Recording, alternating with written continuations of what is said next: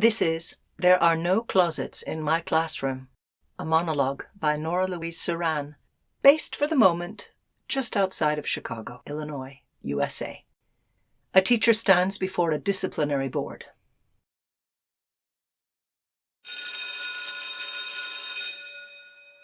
So Luca ran down the corridor waving his rainbow flag? Is there a law against that?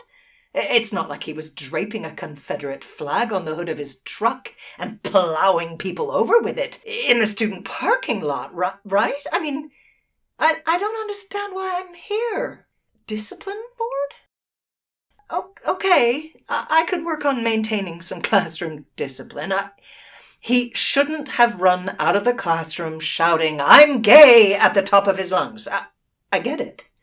It wasn't even the passing period, but there's something about the sophomore poetry presentation I run in the spring after we finish Virginia Woolf that just seems to unlock closets. Are we still allowed to talk about closets? I mean, for trans kids. Do they come out of closets? Sorry if I've not caught up with the current lingo. I'm near to retirement. I don't know anything anymore.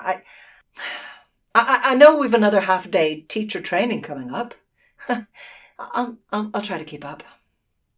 I just want a nice classroom, that's all. A place everyone feels comfortable. I think I manage to create a nice classroom every year. Kids open up to me about lots of things.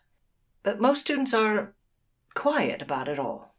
Problems at home, fights with friends, these past years, more and more about their sexuality, their identity, but quietly. Like Sarah. But the rainbow flag? That was Luca. He's loud. Gay or not, he's loud. Obnoxious, really. I'll have a word with him. He can be too much sometimes. But I can't make him be quiet any more than I could make him straight. He marches to his own entire rhythm section. You're right. It seems to happen every year now. A kid comes out in my classroom, even online 2 years ago. Logged on, outed herself right there in the Zoom. The entire gallery applauded. The sound of clapping out of sync with her Zoom laggy hands cheering her on. The look on her face. You see, kids, they're much more compassionate these days, you know? It's not like when I was 16. We've taught them not to bully, and they don't. Not so much anymore. I know what happens. There's always a bad egg. Wait, can I still say that? Yes, I'm sorry, I'm going off subject. But I don't quite understand why I'm here. No one else seems to have this problem. I don't understand why the parents are complaining. Okay, Luca is one thing, but Sarah wants to write like Woolf. What am I teaching? I teach the program. Literature.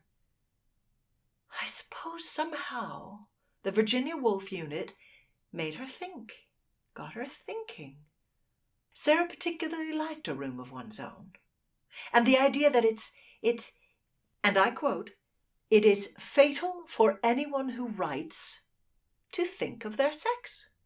It is fatal to be a man or a woman pure and simple. One must be woman manly or man womanly. Anything written with that conscious bias is doomed to death."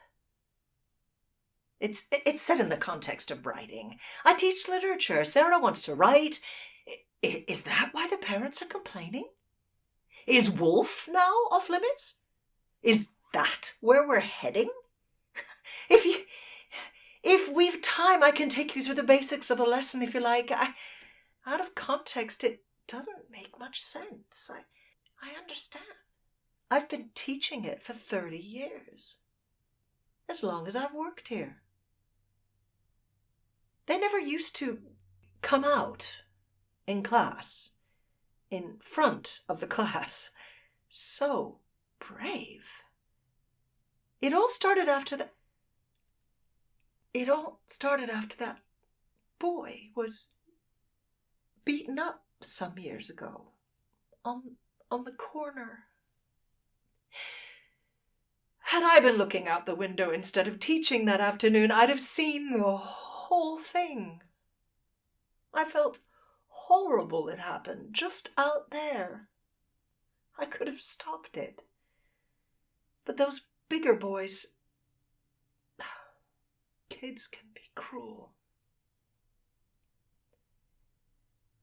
I understand the quiet ones. I was one of the quiet ones. Silent, really, for so long. We're so much more than just this or that, male or female, don't you understand? Our sexuality is not the only thing that defines us. And if it does, great.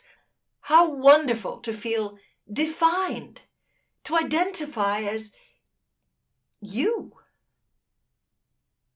But we're so much more than just the sum of our parts, aren't we? The androgynous mind is resonant and porous, that it transmits emotion without impediment, that it is naturally creative, incandescent, and undivided. That's Sarah. That's someone who wants to be a writer.